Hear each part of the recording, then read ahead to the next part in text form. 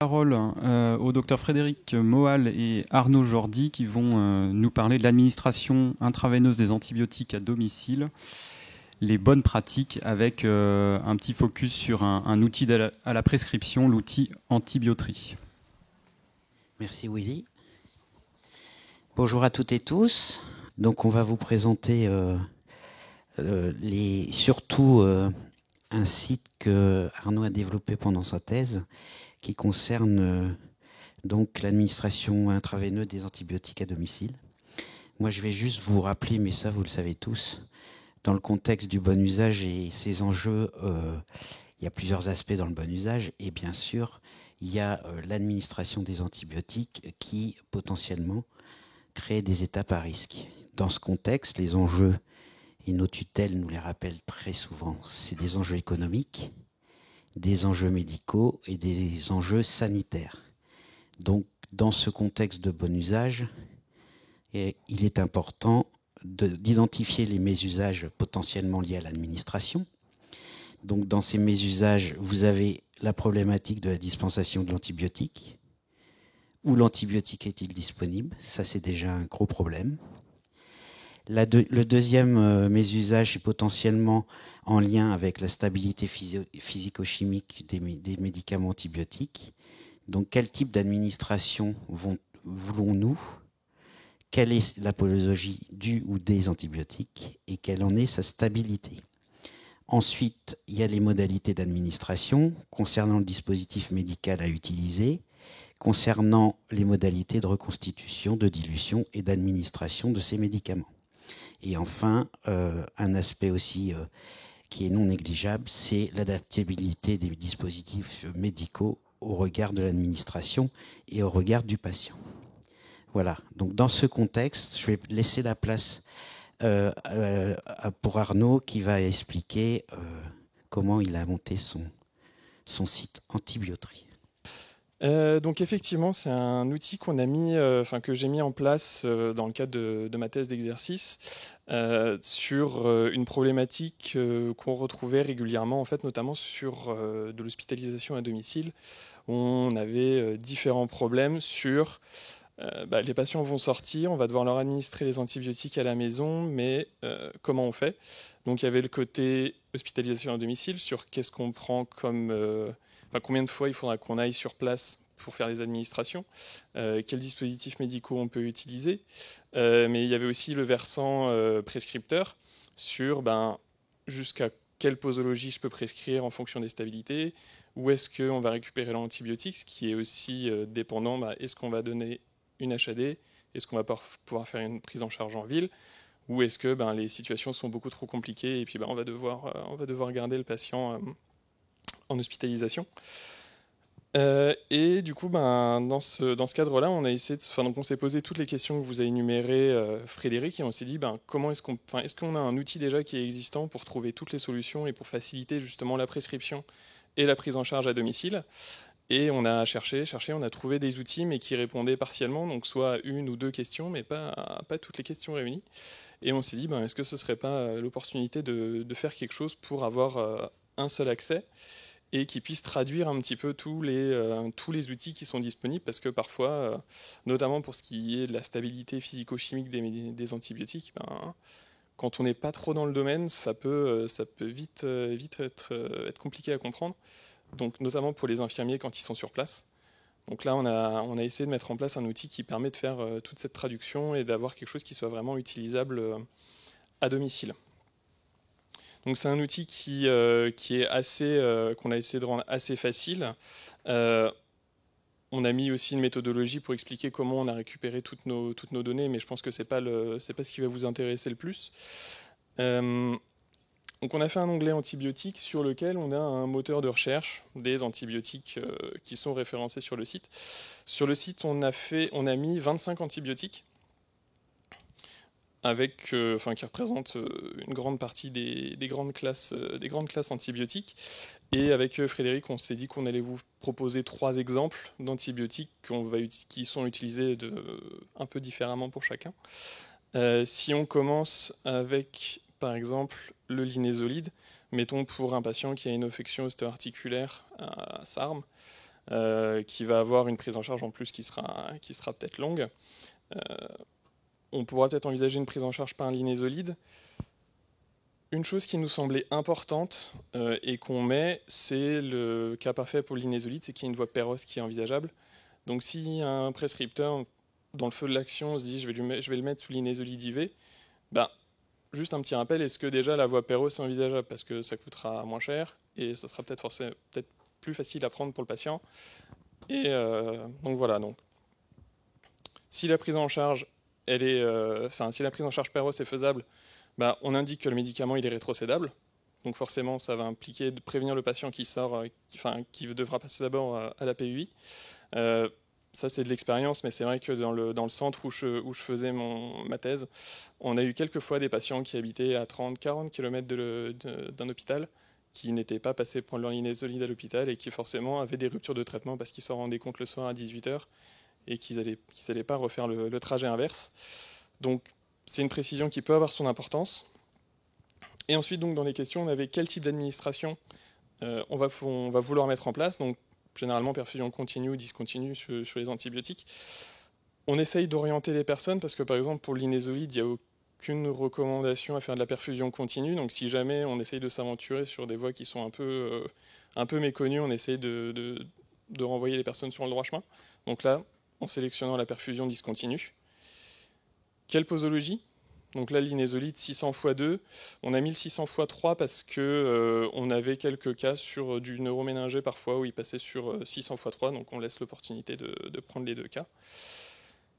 Et dans ce cas-là, on va dire que l'administration, elle se fait sur 30 à 120 minutes, que c'est un médicament, c'est un antibiotique qui est prêt à l'emploi, qu'on va pouvoir les utiliser dans les 24 heures qui suivent le branchement. Et ensuite, si on a une pompe qui est programmable, on peut essayer de déclencher la perfusion. Par exemple, si c'est 8h, 20h, on peut déclencher les perfusions. Voilà, pour répondre un peu à une problématique. Et même sur un prescripteur qui va vouloir faire sa prescription, ça va être, il n'y a pas forcément de dilution particulière. Cette solution prête à l'emploi, on branche, on administre sur 30 à 120 minutes. Si on prend cette fois-ci une infection ostéo-articulaire sur un SAMS, donc on pourra peut-être avoir recours à la céfazoline. Céfazoline, bêta-lactamine, on va vouloir faire de la perfusion continue. Pareil, si une personne veut faire de la perfusion discontinue, on ne va pas forcément l'empêcher de le faire, il a le droit de le faire. Par contre, on va quand même lui mettre un petit message pour dire qu'à partir d'une certaine posologie, il faudra quand même s'orienter plutôt vers la perfusion continue. Nous, c'est ce qu'on va faire. Et donc là, on précise, la céfazoline, c'est une réserve hospitalière. Donc là, dans ces cas-là, il faut prévoir une HAD. On ne peut pas faire autrement, on est obligé de mettre en place une HAD. Et ensuite, on a fait un range de posologie. Donc là, mettons, on est à 10 grammes par 24 heures. On a nos différents dispositifs médicaux qu'on peut utiliser. Donc ceux qui sont le plus utilisés en HAD, parce que... en ambulatoire, à la base, c'était vraiment pour l'HAD. Donc, on a le perfuseur par gravité ou la pompe à perfusion. On a le diffuseur élastomérique ou non élastomérique, mais dans ce cas-là, on a l'élastomérique. Et enfin, le pousse-seringue électrique. Ce qu'il faut savoir, c'est que les recommandations en fonction du dispositif médical ne seront pas les mêmes parce qu'on s'est adapté sur des données de stabilité qui sont publiées. Et à chaque fois, elles sont publiées sur un dispositif médical précis. Et donc à ce moment-là, on n'a pas extrapolé pour dire si c'est stable dans ce dispositif-là, ce sera stable dans un autre. On a uniquement gardé les durées de stabilité pour le DM qui était étudié. Donc là, quand on a les trois, c'est qu'on a donné des données de stabilité pour les trois. Et donc par exemple, si on fait sur une pompe à perfusion, on va affirmer que c'est stable 24 heures si on fait une concentration inférieure à 10 mg par ml. Et ensuite, on donne les informations à l'infirmière ou même au médecin pour la prescription de comment faire en sorte qu'on puisse faire ces 10 mg par ml. Voilà. Et donc ça, hop là. On va avoir la même chose pour le diffuseur. Avec le diffuseur, notamment aussi le fait d'utiliser correctement le diffuseur. Quand on utilise un diffuseur, on a un volume nominal sur le diffuseur à bien utiliser aussi. Et du coup, ça indique aussi, là par exemple, on est stable uniquement 12 heures dans le diffuseur sur nos données, donc ça implique un deuxième passage. Si on prend un dernier antibiotique pour faire encore un cas un peu différent, l'imipenem, toujours une bêta-lactamine, mais qu'on ne va pas forcément pouvoir mettre par perfusion continue, puisqu'on sait que c'est pas stable en fait en solution l'imipenem. Donc pareil, on essaye d'orienter le prescripteur pour lui dire non, là cette fois-ci il faudra prendre de la perfusion discontinue. Qu'est-ce qu'on préconise comme posologie? Donc là, on va aller sur 1 gramme toutes les 8 heures. Et à ce moment-là, là, on a perfusion IV pendant 1 heure. La reconstitution qui se fait avec 20 ml, donc on précise soit du NaCl, soit du G5%. Si jamais c'est spécifique pour un, on précise que c'est uniquement dans ce solvant-là. La dilution, et du coup, de là, administré de manière extemporanée, donc il faudra venir à chaque fois, si on fait 1 gramme toutes les 8 heures, il faudra se déplacer 3 fois à domicile pour pouvoir faire l'administration.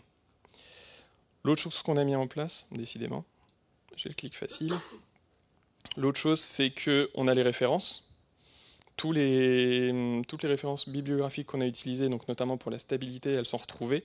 Et dès l'instant que vous cliquez, vous avez accès directement à la page du journal où la référence est retrouvée. Vous pouvez avoir accès du coup au DOI pour ensuite faire vos recherches sur PubMed ou sur des choses comme ça si vous voulez vérifier l'accès. Voilà, donc je ne sais pas si vous avez des questions particulières sur l'administration des antibiotiques à domicile.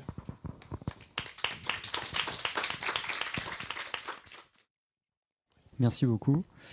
Alors c'est vrai que moi ça me concerne un petit peu moins, mais j'imagine que c'est un outil qui peut répondre à pas mal de problématiques pour le secteur hospitalier, beaucoup plus ludique que toute la biblio à se retaper à chaque fois. Question un peu naïve peut-être de ma part, mais il y a un rappel sur les différents dispositifs de perfusion, parce que c'est vrai que moi quand j'arrive là-dessus, je me dis, je ne sais pas sur quoi cliquer en termes de dispositifs. Est-ce qu'il y en a un qui a peut-être un intérêt plus qu'un autre, ou est-ce qu'il faut, si on ne connaît pas trop, un peu cliquer et voir ce qui sort? Non, effectivement, on l'a pas fait, c'était en prévision. Ce qu'on a l'intention de faire, c'est en fait un espèce de glossaire avec les différents dispositifs médicaux, comment les utiliser correctement, et justement les différents débits, la précision en fonction du débit, notamment le pouce seringue qui sera beaucoup plus précis qu'un diffuseur, mais avec des contraintes qui sont aussi des contraintes de dilution pour le pouce seringue, donc des concentrations qui sont plus importantes. Donc ça, voilà, on va le mettre dans un glossaire pour que tout le monde puisse y accéder et puis faire des choix si jamais vraiment ils ont besoin de voir les avantages ou les inconvénients. C'est une science en soi, quoi. Tout le monde ne maîtrise peut-être pas le vocabulaire des différents modes de perfusion. C'est ça, oui. Donc, après, je ne sais pas exactement les difficultés qui sont rencontrées au moment de la prescription, si c'est vraiment un critère en disant mince, qu'est-ce que je fais? Est-ce que je le fais plutôt sur une pompe à perfusion? Est-ce que je le fais en diffuseur? Est-ce que je ne sais pas si c'est des... Plus prestataire en général. Oui, il y a ça aussi. Bravo, parce que on est typiquement dans le bon usage, donc c'est vraiment super. Ouais. J'ai quelques questions qui sont sur l'entretien du site. Est-ce que vous avez prévu, parce qu'il va falloir le maintenir, il y aura des nouvelles molécules. Ça, c'est une première question. Et du coup, j'ai 2 questions un peu qui vont avec. C'est est-ce que le financement, et puis ce que vous envisagez comme diffusion. Et puis si une 4e, je suis désolé, il faut s'inscrire ou c'est en accès libre? Voilà. J'espère que... Alors j'espère que je vais retenir toutes les questions. C'était quoi la première? Alors je vais commencer par la dernière, c'est accès libre ou pas? Oui, c'est un accès libre. Ouais. Donc il n'est pas référencé sur Google.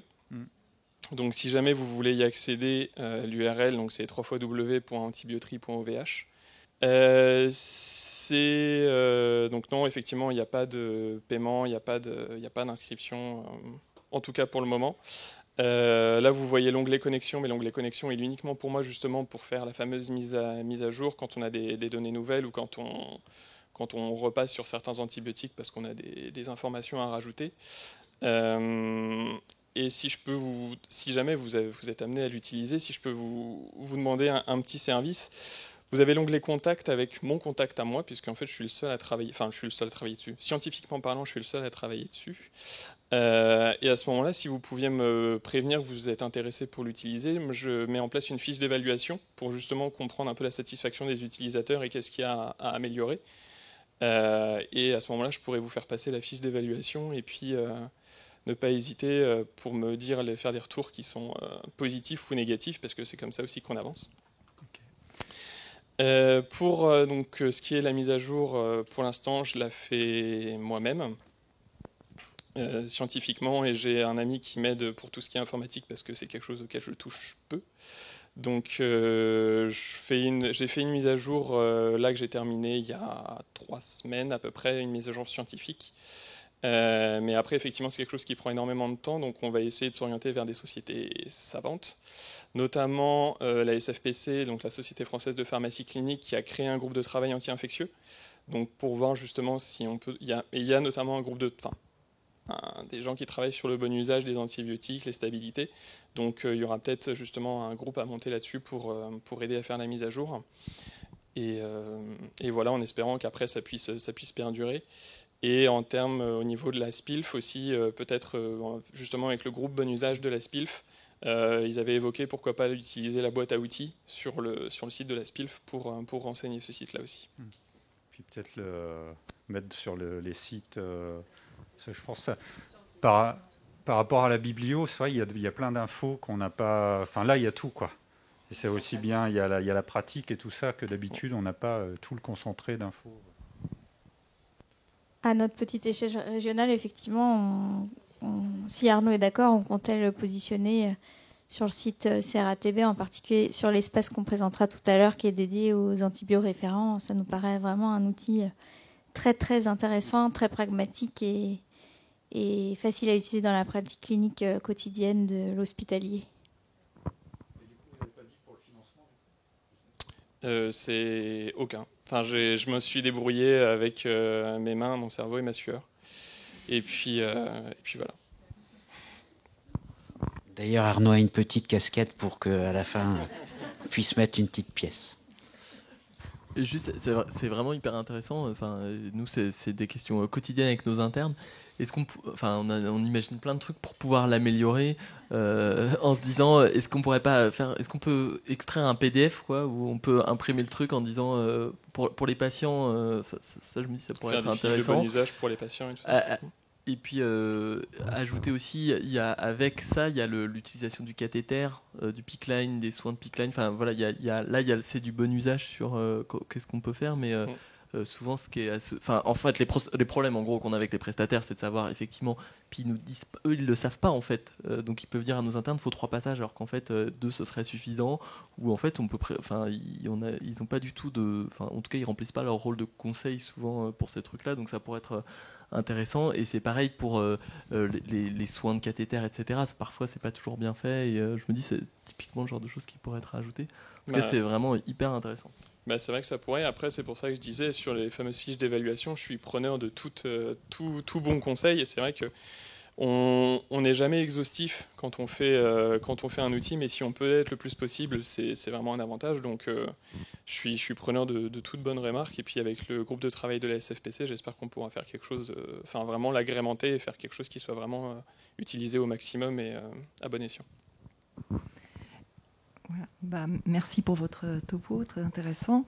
À propos du groupe de travail avec la Société de pharmacie clinique, est-ce que vous pensez que vous pourriez rajouter peut-être les incompatibilités?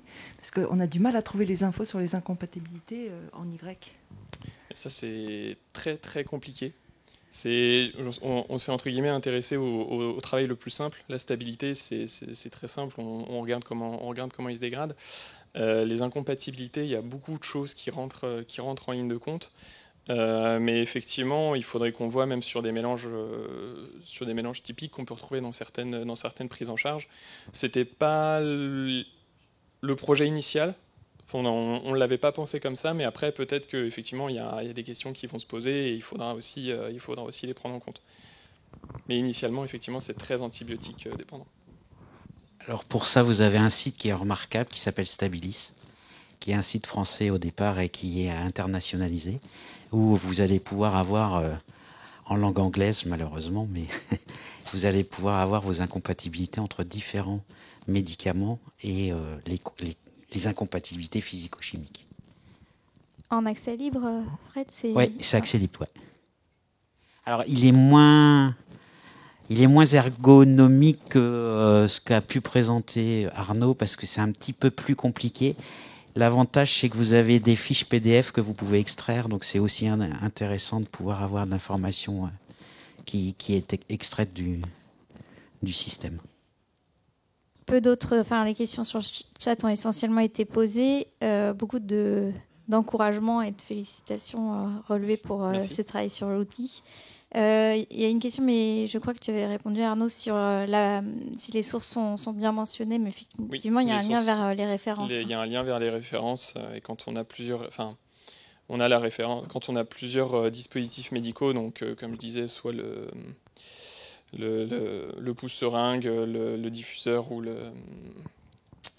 la pompe à perfusion, à chaque fois, on a les différentes références, et quand on clique dessus, on arrive sur le site, sur la page, en tout cas, pour accéder à la publication. J'ai juste une petite question sur le choix diffuseur pour seringue électrique, etc. Parce qu'en pratique, c'est le prestataire qui nous fait l'ordonnance et qui nous dit, voilà, est-ce qu'il y a moyen de nous dire quelle est la meilleure solution, coût efficace, enfin, je ne sais pas, parce qu'on ne sait pas, voilà, ils choisissent ce qui est le mieux pour eux, mais ce n'est pas forcément le plus économique. Normalement, dès l'instant que les trois sont proposés, c'est que les trois sont faisables. Dès l'instant que c'est plus possible, c'est plus proposé. Si jamais on augmente en posologie, qu'on voit qu'au niveau, en termes de concentration, c'est pas faisable, et à ce moment-là, il est plus proposé, et là n'est proposé que ce qui est vraiment réalisable. Okay. Parce que le pouce-seringue, par exemple, on le fait jamais à domicile. C'est soit diffuseur, soit... Oui, soit gravité. Gravité, quoi. Ouais. Ok, merci. Merci pour ce topo. Moi, j'ai une question, je pense à mes collègues infirmières libérales. Comment vous avez prévu de diffuser, de faire connaître votre site ?